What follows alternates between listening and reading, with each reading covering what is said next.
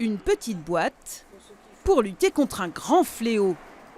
Les mégots jetés à terre sont une pollution visuelle. Ils contiennent aussi une foule de substances toxiques. Orchi leur a déclaré la guerre et les commerçants distribuent les armes. 3000 cendriers de poche sont mis à disposition de leurs clients. Pour garder la ville propre, c'est une très très bonne idée. Est-ce que ça va perdurer? Est-ce qu'il va y avoir le réflexe tout le temps? Merci. C'est très bien pour la ville d'Orchi.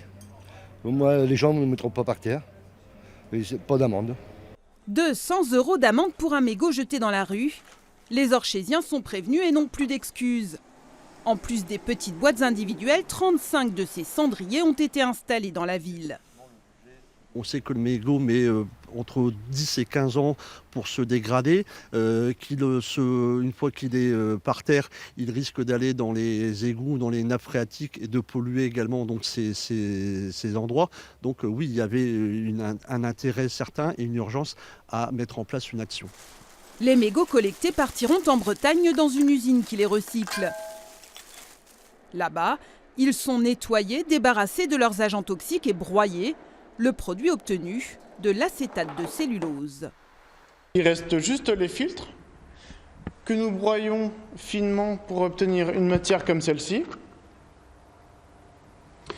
pour obtenir avec la thermocompression des plaques comme celle-ci. Ces plaques sont ensuite transformées en objets et en mobilier urbain. Avis aux habitants d'Orchi, ils sont aussi invités à collecter les filtres usagés. Une bouteille remplie égale 2 € de bon d'achat chez les commerçants. Ce premier challenge zéro mégot va durer jusqu'au 1er décembre.